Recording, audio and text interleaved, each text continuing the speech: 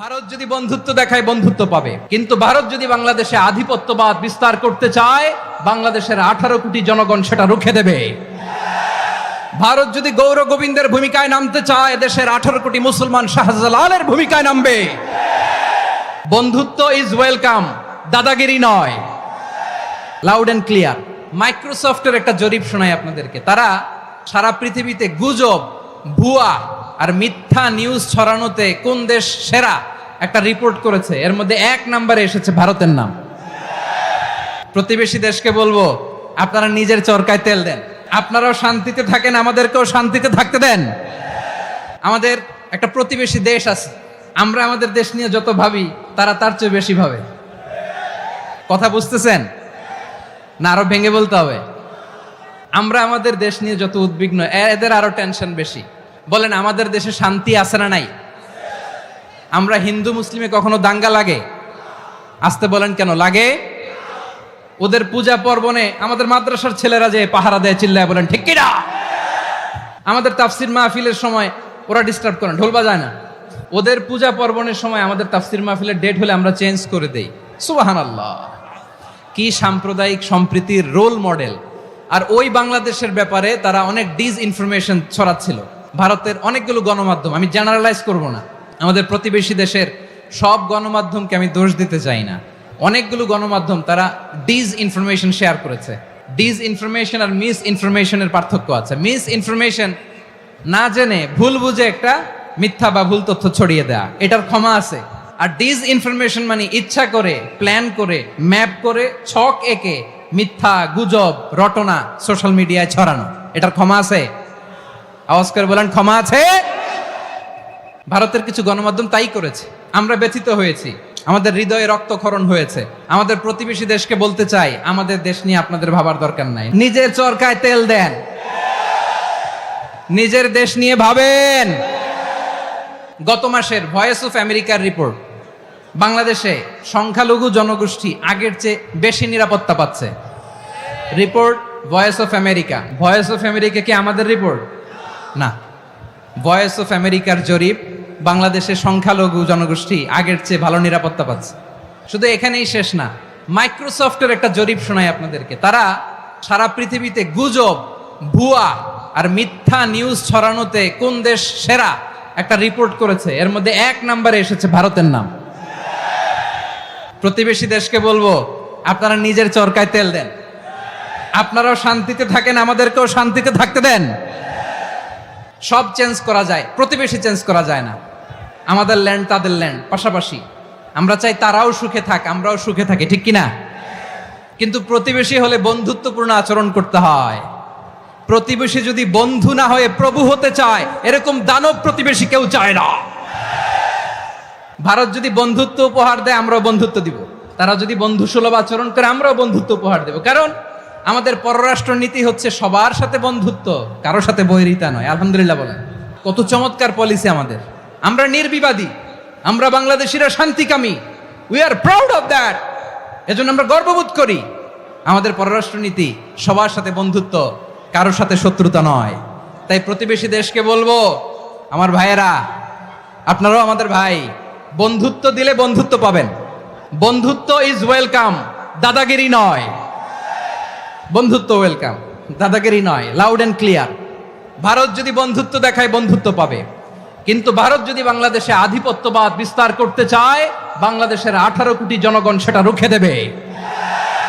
ভারত যদি গৌর গোবিন্দের ভূমিকায় নামতে চায় দেশের 18 কোটি মুসলমান শাহজালালের ভূমিকায় নামবে।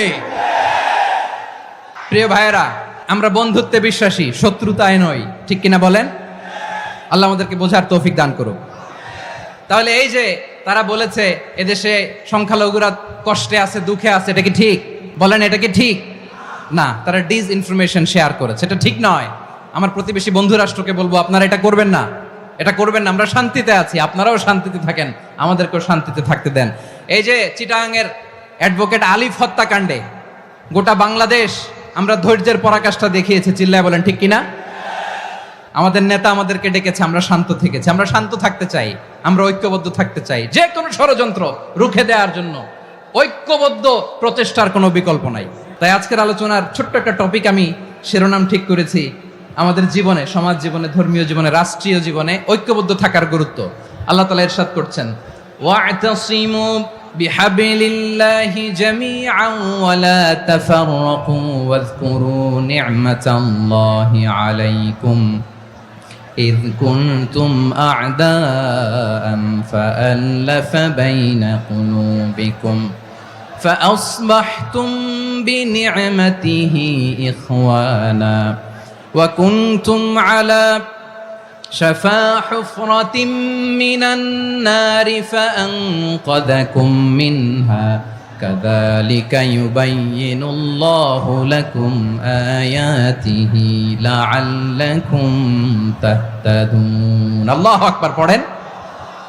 আল্লাহ বললেন, ও গোলামেরা শোনো, ওয়া'তাসিমু বিহাবলিল্লাহি জামিআ, ও আমার গোলামেরা সবাই মিলে আল্লাহর রশিকে আঁকড়ে ধরো। আল্লাহর রশি হলো ইসলাম, আল্লাহর রশি হলো কোরআন।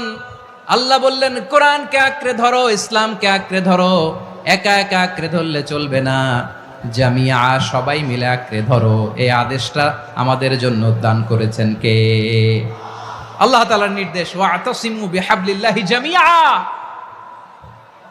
সবাই মিলে আল্লাহর রশিকে আঁকড়ে ধরো। হাবলুল্লাহ মানে আল্লাহর রশি, হাবলুল্লাহ মানে কি? রশি। এই হাবলুল্লাহ আল্লাহর রশি বা আল্লাহর রজ্জু দ্বারা উদ্দেশ্য হচ্ছে ইসলাম, আল্লাহর রজ্জু বা আল্লাহর রশি দ্বারা উদ্দেশ্য হচ্ছে কোরআন। কারণ কোরআন আমাদেরকে ঐক্যবদ্ধ করে, ইসলাম আমাদেরকে ঐক্যবদ্ধ করে। চিল্লায় বলেন ঠিক কিনা? এজন্য আল্লাহ বললেন, তোমরা আমার রশিকে আঁকড়ে ধরো, বিচ্ছিন্ন হয়ে না। আমার দেয়া নেয়ামতগুলো স্মরণ করো। যখন তোমরা ছিলে শত্রু, তোমাদের মধ্যে হৃদয়ে আমি আল্লাহ ভালোবাসা ঢেলে দিলাম, ফলে তোমরা সবাই ভাই ভাই হয়ে গেলে। তোমরা সবাই ছিলে জাহান্নামের কিনারায়, জ্বলন্ত অগ্নিকাণ্ডের পাশে। আমি আল্লাহ দয়া করে ঈমানের বদৌলতে তোমাদেরকে আগুন থেকে ফেরালাম। আমি আল্লাহ দয়া করে তোমাদেরকে জান্নাতের পথ দেখিয়ে দিলাম। সুবহানাল্লাহ পড়েন। এমন পথ দেখালাম যেই পথ তোমাদেরকে জান্নাতে নিয়ে যাবে, পথের দিশা তোমরা পাবে। লাআল্লাকুম তাহতাদুন। প্রিয় ভাইরা, তাহলে আমাদের যে ঐক্যবদ্ধ থাকতে হবে, এই নির্দেশটা কার? ইসলাম আমাদেরকে ঐক্যবদ্ধ করে। ইসলাম আমাদেরকে কি করে?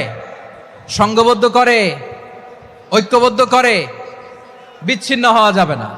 বিরোধ, বিচ্ছিন্নতা, মতানৈক্য, এগুলো আমাদেরকে ধ্বংস করে, আমাদেরকে দুর্বল করে। আর আমাদের ঐক্যবদ্ধ প্রচেষ্টা আমাদেরকে বিজয়ের দিকে এক ধাপ এগিয়ে নেয়। চিল্লায় বলেন ঠিক কিনা? এজন্য আল্লাহ বললেন, ওয়া'তাসিমু বিহাবলিল্লাহি জামিআ, তোমরা আল্লাহর রশিকে আঁকড়ে ধরো, তোমরা ঐক্যবদ্ধ জীবন যাপন করো, তোমরা বিচ্ছিন্ন হয়েও না। বিচ্ছিন্ন হইলে লস, ঐক্যবদ্ধ হলে সেখানে কল্যাণ আছে না নাই? আমাদের আগে যে সমস্ত জাতিগোষ্ঠী ধ্বংস হয়েছে বিভেদের কারণে হয়েছে। বিশ্বনবী বলেন, বুখারীর বর্ণনা, ফাইন্নামা আহলাকাল্লাযীনা মিন ক্বাবলিকুম কাসরাতু মাসাইলিহিম ওয়া ইখতিলাফুহুম আলা আমবিয়াইহিম। তোমাদের আগে ইহুদি নাসারারা যারা ধ্বংস হয়েছে, আমার গজবে উপনীত হয়েছে, দুইটা কারণ ছিল। নাম্বার 1, কাসরাতু মাসাইলিহিম, বেশি প্রশ্ন করত, প্রয়োজনে অপ্রয়োজনে নবীরে প্রশ্ন করে আটকাইতে চাইতো, এরকম ডাকাত ছিল তারা। 2 নাম্বার কারণ, ওয়া ইখতিলাফুহুম আলা আমবিয়াইহিম, ইখতিলাফ করার কারণে, পারস্পরিক বিরোধে জড়ানোর কারণে তারা ধ্বংস হয়েছে। এখন বলেন, আমরা কি আল্লাহর গজব চাই? আমরাও কি তাদের মতো ধ্বংস হতে চাই?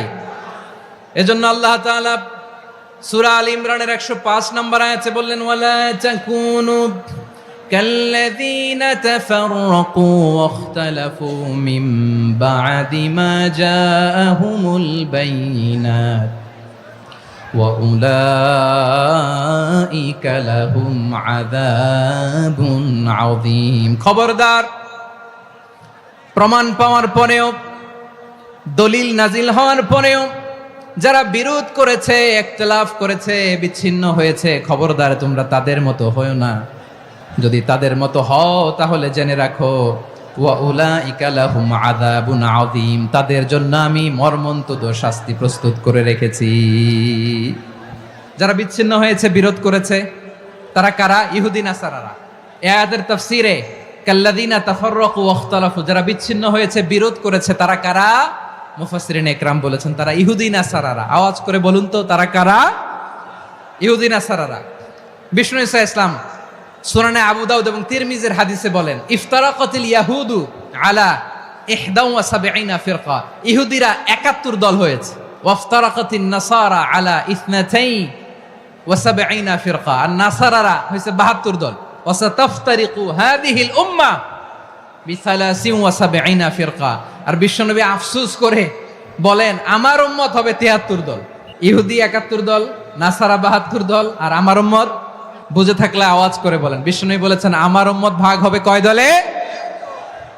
কুল্লুহা ফিন্নার, সব জাহান্নামে যাবে, ইল্লা ওয়াহিদা, একটা দল ছাড়া। সাহাবারা বললেন মান হিয়া ইয়া রাসূলুল্লাহ, সেই নাজাত প্রাপ্ত জান্নাতি দল কোনটা? আপনি কি আমাদের বলবেন না? আপনি মেহেরবানি করে একটু বলে দেন তারা কারা। বিশ্বনবী বললেন মা আনা আলাইহি ওয়া আসহাবি, আমি এবং আমার সাহাবারা যেই মতের উপর, যেই পথের উপর আছে, এই মত এবং পথের উপর যারা থাকবে তারাই জান্নাতের দল হয়ে যাবে।